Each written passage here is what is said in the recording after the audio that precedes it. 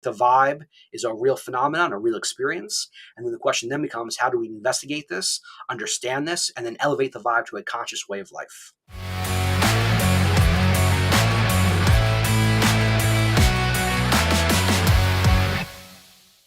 Hello, and welcome to the Mindset and Self-Mastery Show. I'm your host, Nick McGowan, and today on the show, I have Jason Delgandio. Jason, how are you doing today? I'm doing well. How are you? I'm good, man. I'm excited you're on. You did share with me that thing that's interesting, and I'm really excited for you to share with that. I'm not even going to go any further. So before we get into any of that stuff, why don't you tell us, what do you do for a living? And what's one thing that most people don't know about you? It's a little odd or bizarre. Sure. So once again, my name is Jason Delgandio. I'm a college professor at Temple University in Philadelphia. And at Temple, my expertise is the theory and practice of social justice with a focus on activism and social movements. So I essentially study how human beings create social change. However, outside of Temple, my other expertise is the vibe, or vibes in the plural. When I say vibe, in other words, the exchange of energy between you and other people. So again, the exchange of energy between you and other people. I know it sounds strange and whatnot to study the vibe, but I've actually been studying it since my late teens. So at this point, it's about 30 years ago, I started thinking about this. And I approach the vibe as a site of intellectual investigation. And I try to help people articulate their experience of the vibe into ideas, into words, into a language that makes sense to them. Then in terms of one strange thing about me that most people don't know about. So I have a tattoo of a rival football team. So I'm a huge NFL fan, and my team that I root for since I was a little kid, since I was 11 years old, is New York Giants. One of their rivals is the Philadelphia Eagles. And so as I just said, I live in Philadelphia, around Philly, and I lost a bet a few years back. So I think it was 2017, the Eagles won the Super Bowl. One of my best friends is an Eagles fan, and we had a bet on the game. And I said, if they win the Super Bowl, I'll get a tattoo of the Eagles. Lo and behold, they win the game, and now I am forever branded with a team that I hate and despise on my body, right? Now, I usually forget that I even have it. So it's on my back, my upper right back. And I got it there on purpose so I don't have to see it, right? But now it's getting warm out. Go to the beach. You're in the pool. And down here, everyone's an Eagles fan down here. So go Birds, go Eagles. Go Birds. Right, exactly right. And so I often forget. I'm sitting on the beach, for instance, and I forget that I have this on me. Someone walks by, go Birds. I'm like, oh, God damn it. It's like, now, of course, my buddy Michael, who I had the bet with, he thinks it's hilarious, this, that, and the other thing. He actually came to the tattoo shop when I got the tattoo, all these kinds of things. But anyway, that's me. I got a tattoo of the rival football team that I hate on my body for life. Well, folks, thank you for listening to the podcast episode today. We appreciate your time. When you told me that before we hit record, I was like, fuck. That is gold. Thank God. So please, your buddy has no idea who I am, but just shake his hand for me. Okay. Just please, from one Philly fan to another. But at the same time, dude, like, I totally understand where you're like, fine, if they win the Super Bowl, which they hadn't since it was a championship game in 60? Something like that. I could almost see that conversation of like, fine, fuck you. If they win the Super Bowl, I'll get a fucking tattoo. That's how it went. Actually, I made the bet back in June. So like before training camp started, he's talking all this kind of smack. The Eagles are going to win the Super Bowl. Like, get out. They're not winning the Super Bowl. No one had to pick to win the division. Then, of course, I don't know if you remember, they start the season, I think it was 10-0 or 11-0. And I'm like, I'm screwed, dude. I'm totally screwed. But then the starting quarterback gets hurt, tears his ACL. I'm like, I'm golden. I got nothing to worry about. Nick Foles comes in, the quarterback, and then and here I am. Here I am. So it was a rough that was one hell of a run, though. Yeah, it was. Yes. That was like a fairy tale for Nick Foles to come back, to do that and all of that. That was almost like the Tyree catch. Totally, yes, yeah. It shouldn't have happened. It did happen, though. And as a fan, you're like, I don't care if it's supposed to happen. Yeah, I did. What do I care? Shit. Oh, my God. So I had just moved to Florida at that time, like maybe 4 months before that happened. And I remember standing on my porch in my condo just screaming, "Go Birds!" and people being outside like, what the fuck is wrong with this guy? It's like 7:00 at night. I'm like, yeah, losing my mind. Oh, man. So that's good on you for being the guy that actually did it. because I could see people being like, nah, man, I was only kidding. Right, Like, I'm not going to do that, whatever. And like, I think of it from like a Cowboys perspective. If I yeah, did that, yeah, had to have a star on me somewhere, yeah. I don't know. I don't know if it would be really hard to do that. Like, so good on you, man. I appreciate you bringing that up. And that's got also good on you for putting it on your back so you don't have to see it. But Right. people walk by, go Birch, and you're like, motherfucker. Like, just reminding. Oh, man. Yeah, I'm not So, happy about it, but I mean, I do pride myself on being honest, being truthful, being authentic, etc. And so I made the bet. I got to live with it. So it is what it is. that's huge. I mean, that's huge. But I think enough of that. And you probably think the same Yeah, thing. right. Like, all right, dude, let's stop. Man, now I want to talk football. Like, I want to know your thoughts on Daniel Jones and why you guys didn't get Penix. But that's a whole different conversation. Maybe that's some other time that we have. One of the reasons why I accepted you as a guest was because of the vibes. And that's one of the things that I really want to spend the time on this podcast episode talking about that. But it's something I also want to call out kind of the shit with it, because people can think like, oh, you just feel vibes, you feel energy. Like, I don't believe that. I had a conversation with somebody recently where people will talk shit about like crystals and things that have to do that are almost like woo woo. Yeah. Mm-hmm. But at the same time, like just using crystals as the example, those actually have waves. There are waves that are emitted Sure. in and through them. And you can ask somebody if you don't believe in crystals, that's fine. Do you believe in radio? Right. Do you believe in microwaves? Like, oh yeah. Mhm. Like no one's going to say no to Right. that. Like, yeah, I toss the hot dog in there for a minute, thing explodes. Something must be happening, you know? So same thing with the vibe. Like once I read that and I saw that info come in, my first thought was like the spidey sense. How some people will feel like that little bit of tingle, Yeah. but not know what to do. Right. And, you know, you watch enough Criminal Minds or NCIS or anything like that, there's always stuff that people are like, I had this weird feeling. Or if you watch things or talk to somebody of some situation that was about to happen, like some people can call or tell when they're about to get into a car accident or somebody's going to die or something's going to happen. And I think we're all connected. There's that quantum subconscious kind of connection that's there. But start from the beginning of this. You said you got into this as a teenager. How did you get into this? Did you feel things and you started questioning, or what happened? Yeah, sure. So back in my early teens, so 18, 19, 20 years old, around that time, I was involved with a bunch of different subcultures or countercultures. So the early rave scene in New York City, jam bands like Fish, underground house parties, all these kinds of scenes, like wild and adventurous scenes. And in all of these scenes, all of these subcultures, people were using the word vibe all the time, right? So vibing on the DJ last night, vibing on the band, the vibe of the crowd, vibe of the dance floor. And it was also used as a way to evaluate the experience. Like, what was the vibe last night? So if you missed the party last night, you would say, was it a good vibe, right? And so at some point I realized everyone's using this word vibe, but no one's trying to define it or explain it. And so I intuitively just kind of took an intellectual interest in understanding this thing we call the vibe. Then I wrote my first paper on the vibe as a college student in an undergraduate class on nonverbal communication. I then went on to grad school and used my master's thesis and my doctoral dissertation to write about the vibe. And I reconceptualized the vibe as bodily emanation. In other words, the body emanates or radiates an actual tangible feeling that is experienced and felt by other bodies, right?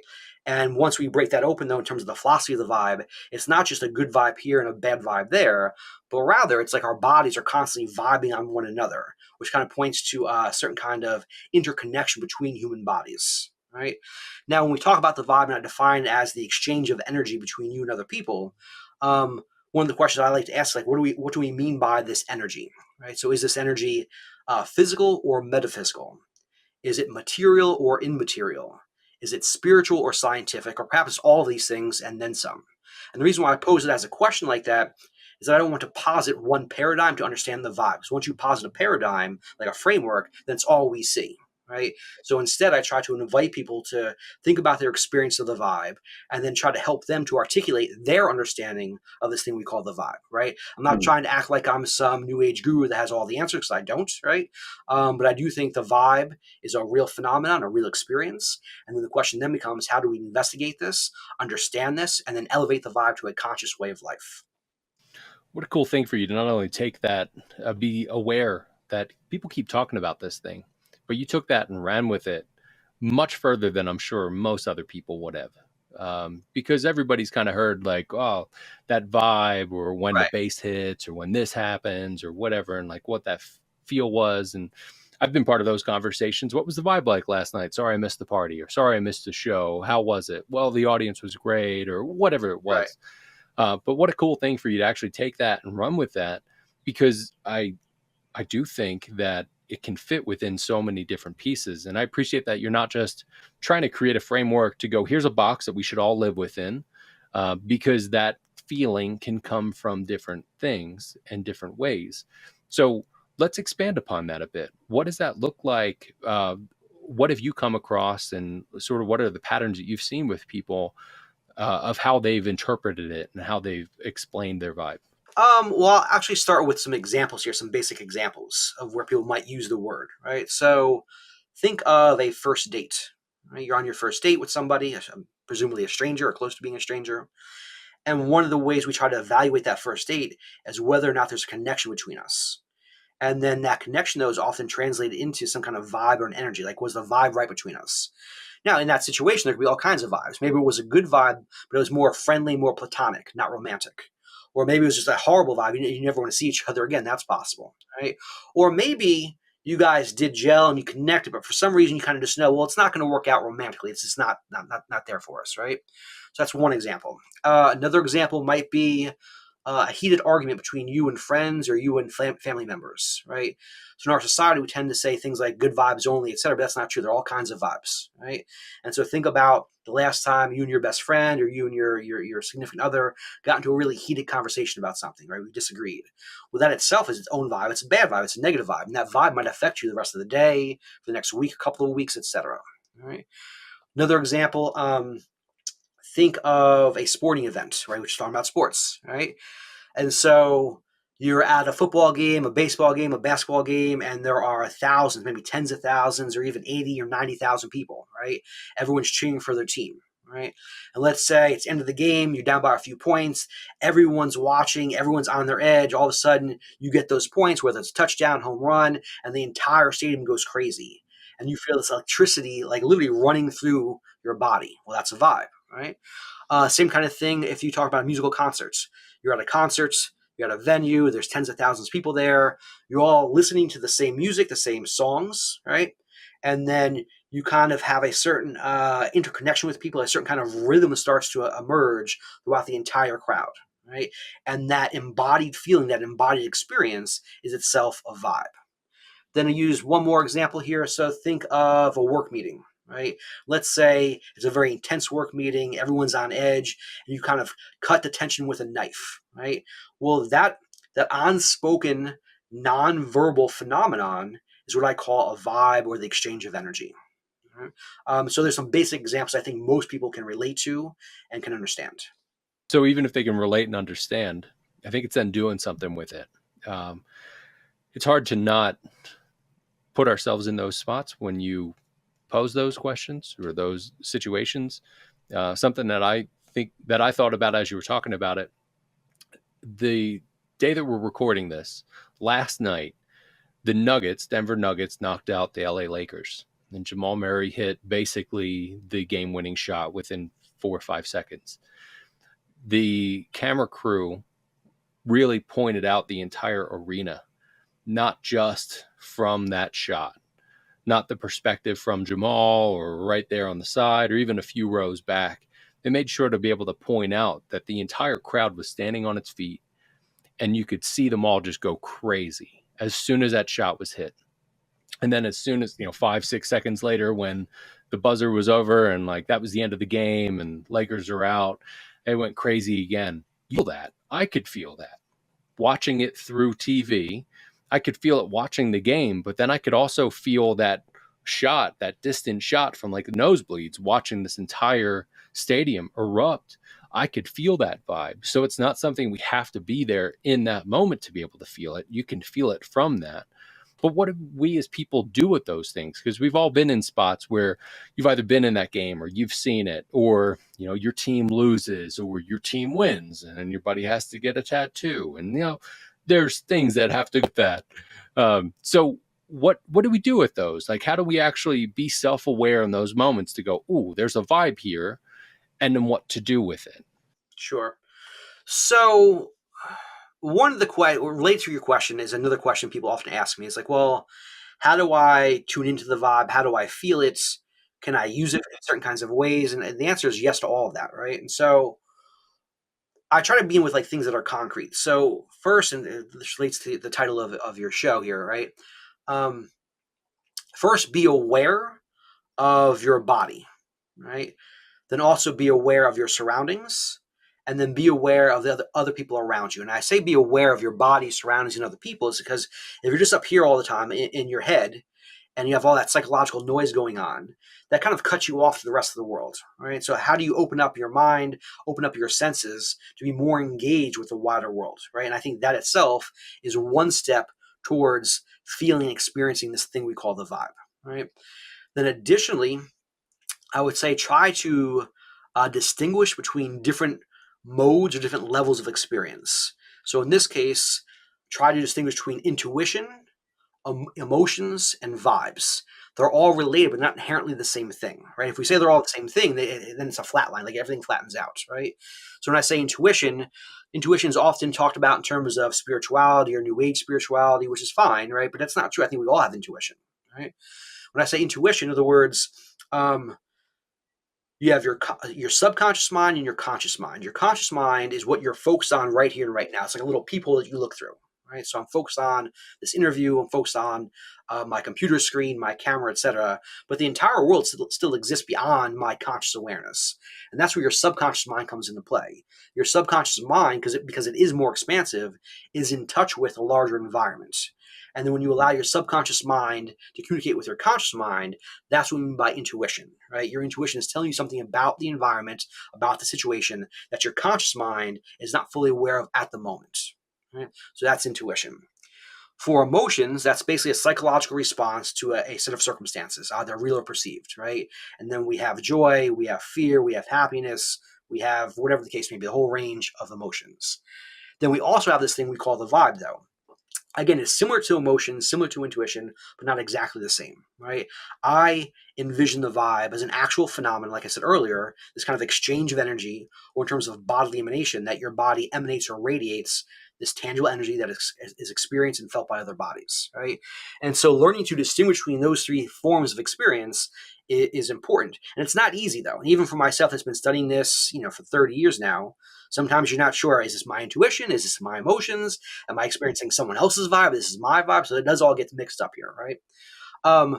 Then from there, though, once you kind of have a greater awareness and understanding of these different modes of experience, right, and you're tapping into the vibe, then back to your original question, what do we do with this? Right? Well, I think of the vibe as not just this vibe or that vibe, a good vibe or a bad vibe, but rather as a mode of communication, as well as a way of knowing. In other words, a way of moving through the world that we understand certain kinds of things, right? A vibe is not neutral, but it carries with it a certain kind of information, right?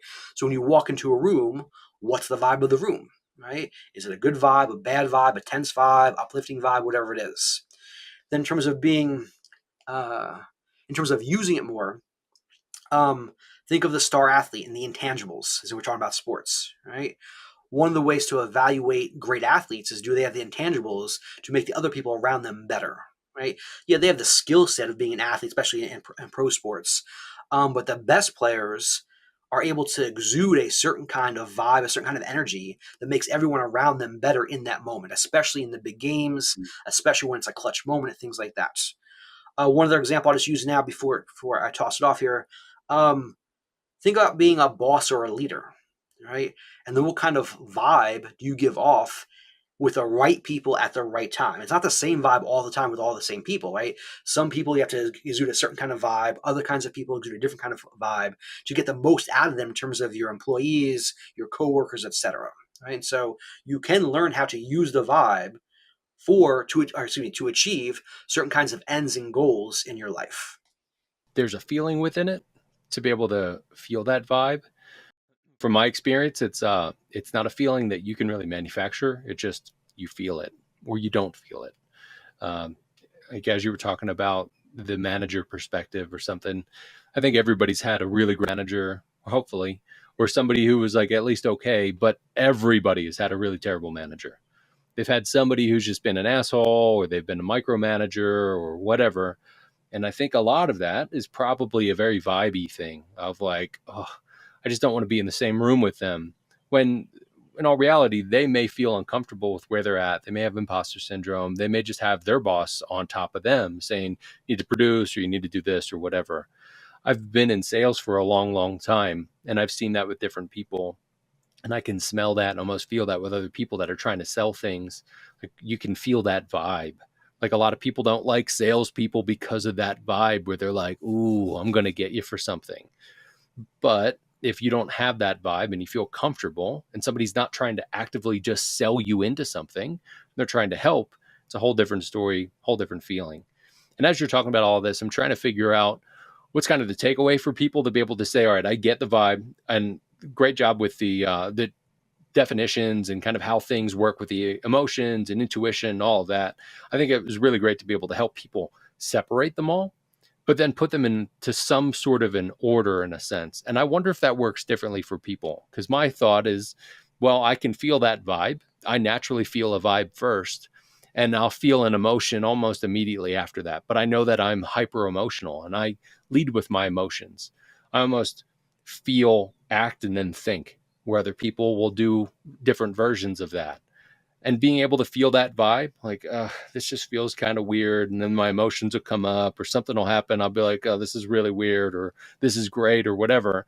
And then being able to move through it. So what have you seen, not only in your research, but working with people on this, that is that something that there's kind of a system or a process that people go through, like look at your vibe first, and then touch on the emotion and then go with the intellect, or what do you think? That's a great question, actually. Well, I would assume that different people will have different orientations to these different modes of experience, right? So I think you just said a second ago, like you feel first, then comes emotions, then comes thinking, and it's safe to assume that's not true for everyone. Other people might be much more intellectual, much more heady, much more thinking first, and all the other things come second. So I don't want to inherently put an order to them for everyone, right?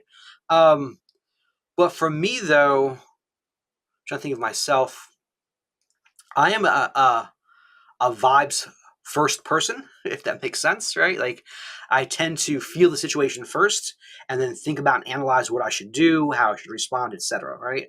And so for your listeners or for your viewers on YouTube, I would say don't worry too much about in terms of which one should come first, but rather attain a certain kind of self-awareness, a certain form of self-reflection, right? And what works best for you, right? If you tend to overthink, that's fine. I'm not gonna, we shouldn't judge anyone for that, but like, make room though for these other modes. In other words, make room for the emotional, make room for the intuitive, make room for the vibrational.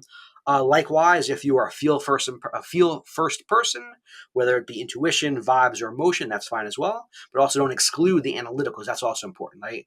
A lot of times in our society, with people who are just like totally into vibes, like, well, it's all vibes, which is partially true. I agree with that, but there's more to the human experience than just vibes, right? There's all kinds of modes of experience here.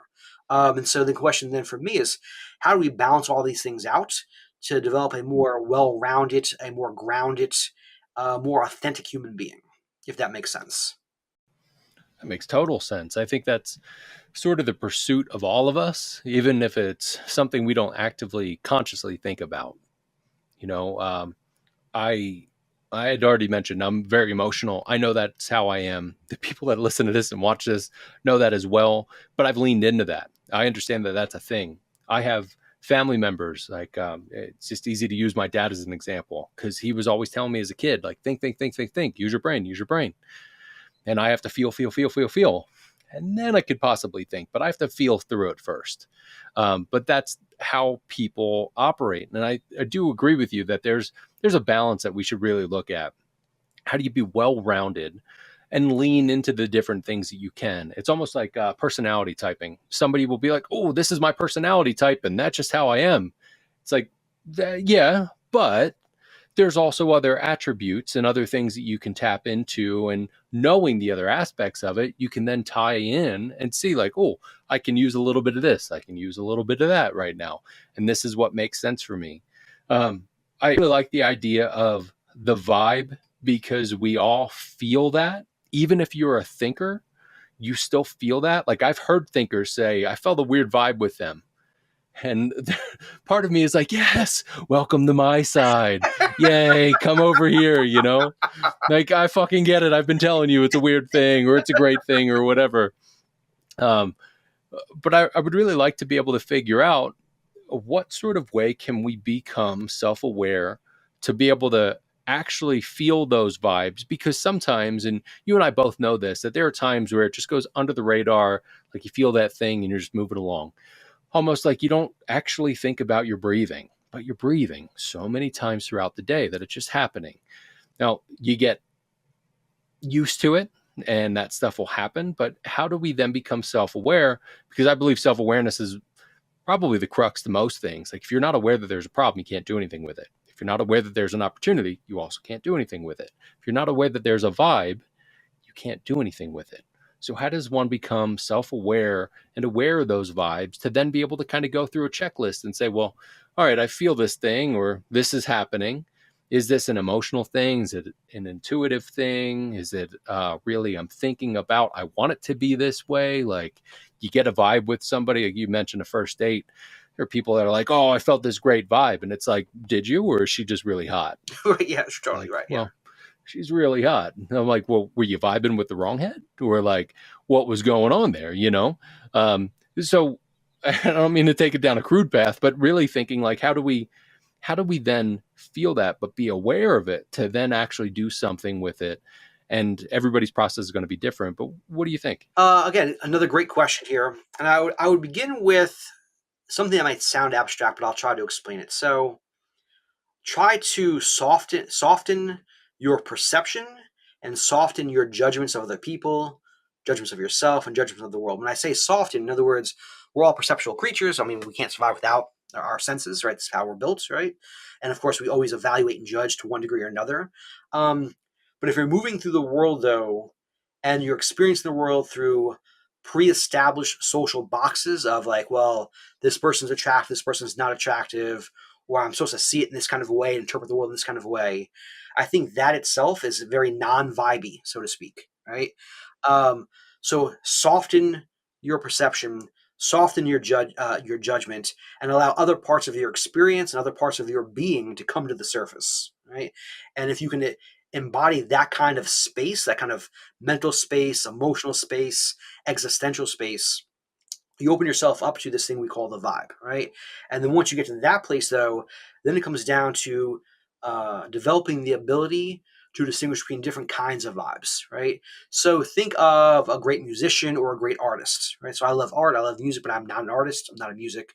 So when I see a painting, for instance, I say, oh, that's really good. And I can make a few good comments about why I like it, right? But I'm not a trained artist. A trained artist, instead, though, has the training experience to explain exactly why this painting is well done, the tradition it comes from, right? Pointing out things I've never would have seen. Same thing with musicians or musical teachers, things like that, right? And so it's about really an ongoing development of kind of your vibrational vocabulary, right?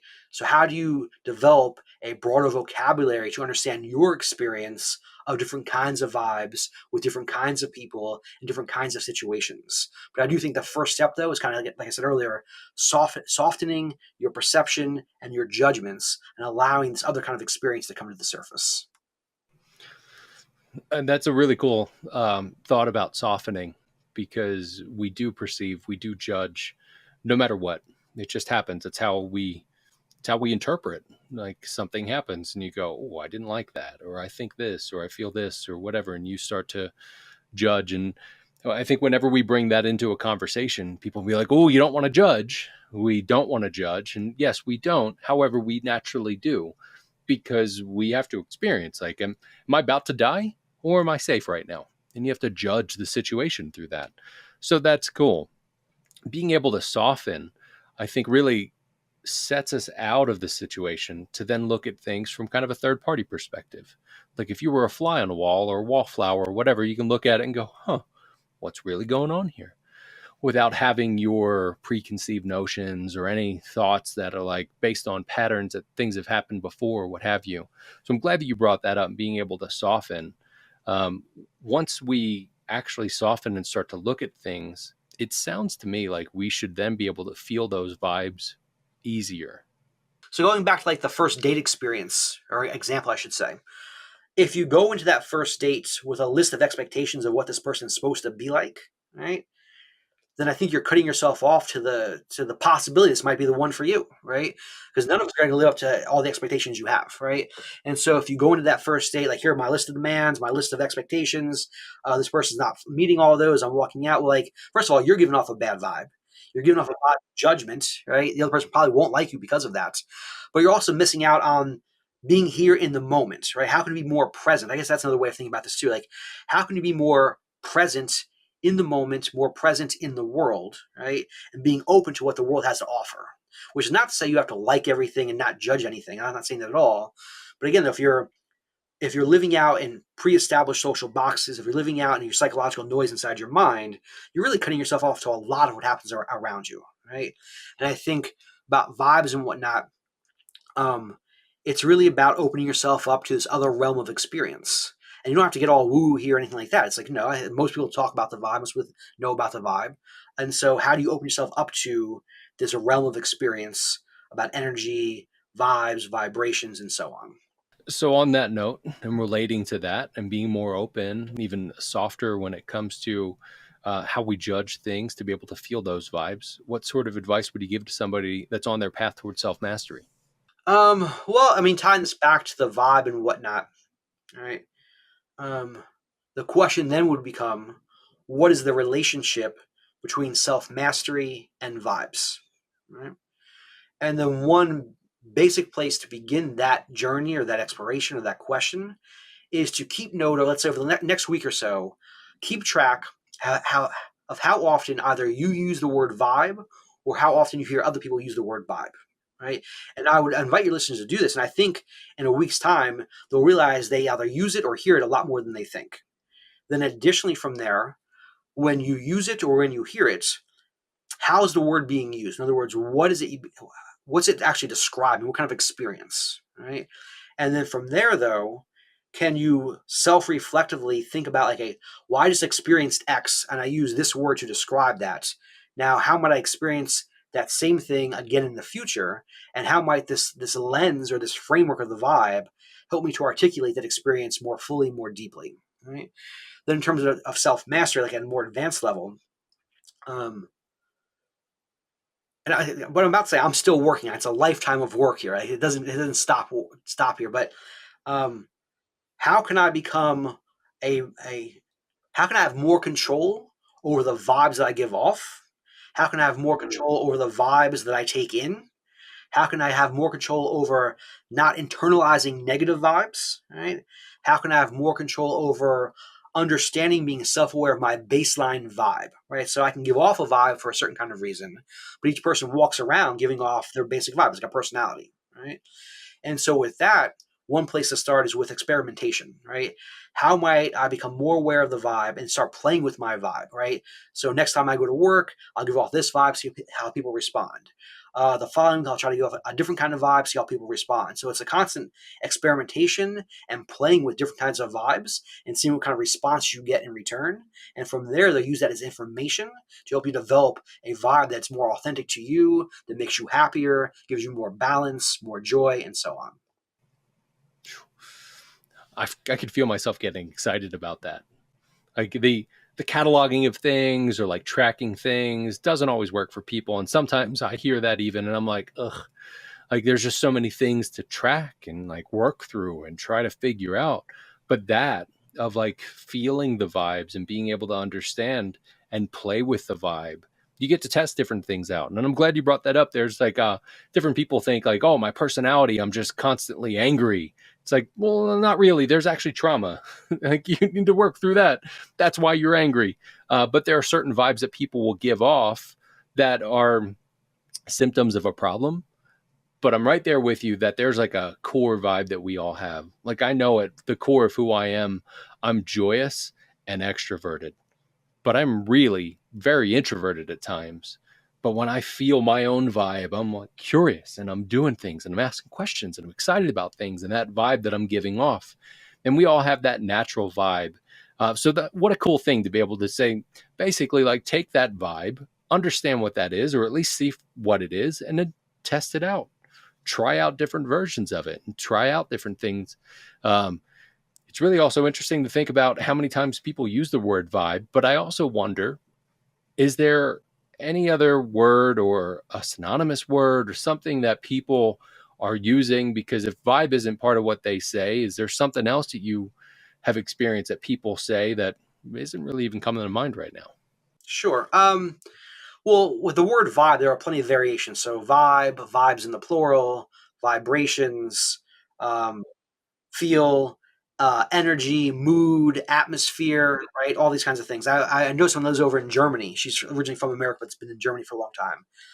And I was talking to her about the vibe. And I said, do they use the word vibe over there? And she said, yes, but it usually translates into more of atmosphere. But it means the same kind of thing, right? Then I know in Portugal, I've talked to people in Portugal about this. And in Portugal, at least in some places, they'll speak Portuguese, French, English, Spanish, etc. Right?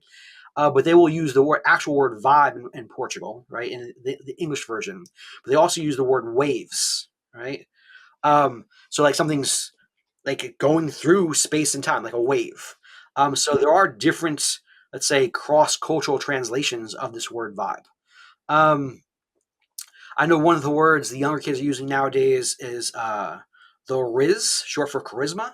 All right, someone's charismatic, like oh, that person's got a lot of Riz, and I think that relates to the vibe. I mean, charisma and vibe go hand in hand, right? So the Riz I think works really well. I think it's funny. I think it's a funny way of describing the vibe. So yeah, there are all kinds of ways of talking about it. Totally. But we're all still talking about the same thing, which that is so awesome. It's just exciting that there's just different ways of being able to language your way through it in a sense. Like this is what these people are saying, and this is how other people think about it. But we're all talking about the same thing. Makes me think of music. Music is a universal language, and the vibe is a universal feeling that we can all be privy to. And it sounds like we can work on that muscle as well. Well, man, I appreciate you being on the show. I appreciate you actually sticking with being the integrous person you are and getting that tattoo on your back. Um, but really, thank you for being here and talking about this and unearthing some of these because we all have these feelings and these vibes, but we don't always really know what to do with them or why they're around or what we can do. So before I let you go, where can people find you and where can they connect with you? Yeah, sure. So my latest project on the Vibe is called 20 Minute Vibe. So it's 20minutevibe.com, my website. And so it's the number two, the number zero, so 20minutevibe.com. And it's really a space to help people understand the vibe, right? So it offers up vibe related content for people who are intellectually curious, right? And so I have videos, essays, I have self-paced video courses they can look up. They can look me up on Facebook, Instagram, YouTube, etc. And again, though, it's really just helping people understand the vibe. So most people aren't going to sit down for 10, 20, or 30 years and study the vibe, right? That's not a reality, right? But I've done that, though, and I'm trying to share my knowledge with the people. And so it's called 20-Minute Vibe because it offers up short chunks of information that are very accessible. So spend 5 minutes a day, 10 minutes a day, or 20 minutes a day thinking about the vibe, thinking about all these different kinds of experiences, and hopefully you too can have more of a mastery over this thing we call the vibe. Well put, man. Really, really, and thank you for putting the amount of time, effort, and energy into it as you have.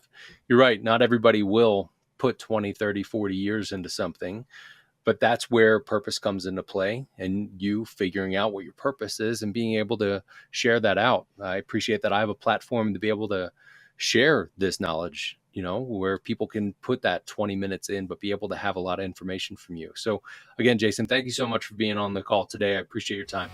Thank you. I appreciate it.